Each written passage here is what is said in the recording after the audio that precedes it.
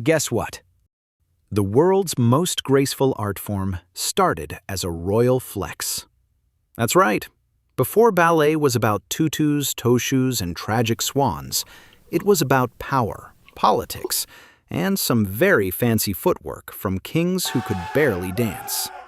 Today, we're pirouetting back through the surprisingly dramatic history of ballet, from court performances and cultural propaganda to the modern battle of art versus athleticism. So point your toes, straighten your posture, and try not to pull a hamstring as we dive into the history of ballet. This is Guess What?, where curiosity always lands on point, even if the rest of us land flat on our faces. Ballet didn't start on stage. It started at parties. In 15th century Italy, long before anyone thought of grand theaters or orchestra pits, the elite entertained guests with balletti, or little dances. These weren't quick TikTok moves.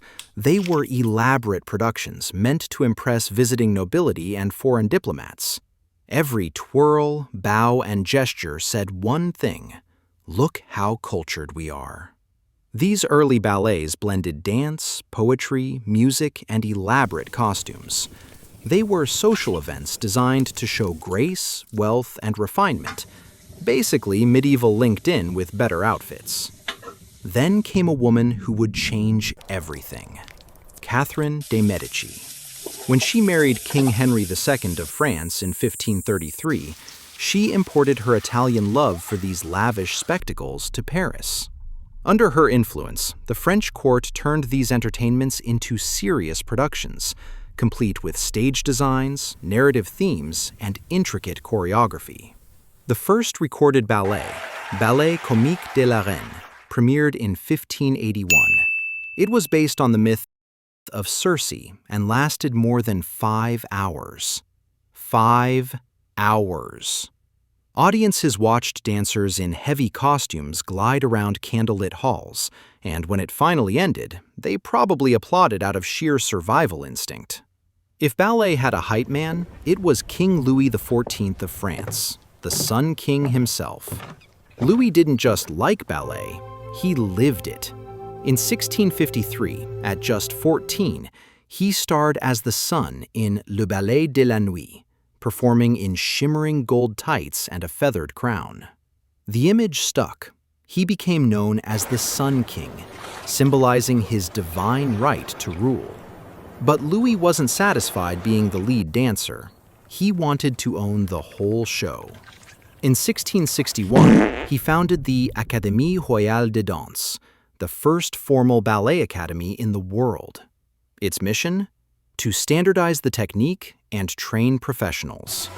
This codified the 5 basic ballet positions we still use today. Every plié, relevé, and arabesque stems from that blueprint. And because Louis's court spoke French, the terminology stuck. That's why you hear ballet instructors yelling tendu instead of stretch your foot. Ballet became more than art. It was etiquette. At Versailles, noblemen were expected to dance as gracefully as they spoke. The ability to perform elegant steps symbolized discipline and control, 2 qualities Louis valued in both dance and politics. Essentially, if you couldn't dance, you couldn't advance. Court dancing was the ultimate networking event, with more powdered wigs. As ballet spread through Europe, it began to break free from the palace walls. By the 18th century, audiences wanted more emotion and less aristocratic posturing. French choreographer Jean-Georges Noverre championed ballet d'action, a radical idea that dance should tell a story through movement and expression, not just decorative steps. This paved the way for ballet as true theater. Dancers began portraying complex characters, heroes, villains, lovers, and spirits, using mime and body language. Meanwhile, the spotlight started shifting toward women. Early female dancers did bulky gowns for lighter, flowing dresses that revealed their artistry and athleticism. The more they moved, the more audiences were captivated. It was the first time ballet hinted at what it would become: poetic. In Japan, cats became associated with balance and good fortune. They protected silkworms from rodents, which mattered economically. They moved calmly through domestic spaces. They appeared observant, composed, and self-contained. Those traits translated culturally into symbols of luck, invitation, and quiet prosperity. The famous beckoning cat doesn't represent obedience. It represents presence. Stay, return, prosper. Same animal, different interpretation. In medieval Europe, cats faced a different fate. Their independence, nocturnal behavior, and resistance to control made them symbols of disorder in societies that valued hierarchy and obedience. Black cats, in particular, became associated with superstition and fear. But even then, cats didn't disappear, because regardless of symbolism, they still killed rodents. Culture could distrust them.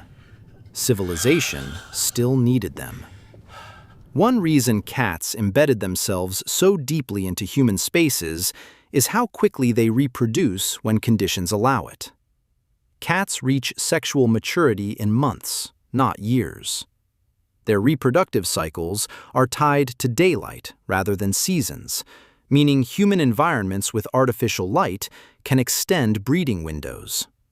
Females can mate with multiple males in a single cycle, resulting in mixed litters that increase genetic diversity.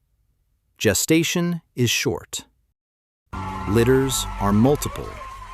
Mortality can be high, but numbers compensate. In practical terms, this means one successful pair can become a colony within a year if food is available. If the cat's body is built for the hunt, its communication is built for strategy. Here's something most people don't realize. Adult cats rarely meow at each other. The meow is primarily directed at humans. Kittens meow to their mothers. Adult cats adapted that vocalization into a tool specifically to get our attention. It sits in a frequency range that cuts through background noise effectively. It's engineered, not by design, but by reinforcement, to trigger response. When your cat meows, it isn't speaking cat, it's speaking human. The purr is even stranger. We still do not have a single definitive explanation for how it is produced, but we know this. The vibration frequency typically falls between roughly 25 and 150 Hz. That range has been shown in mammals to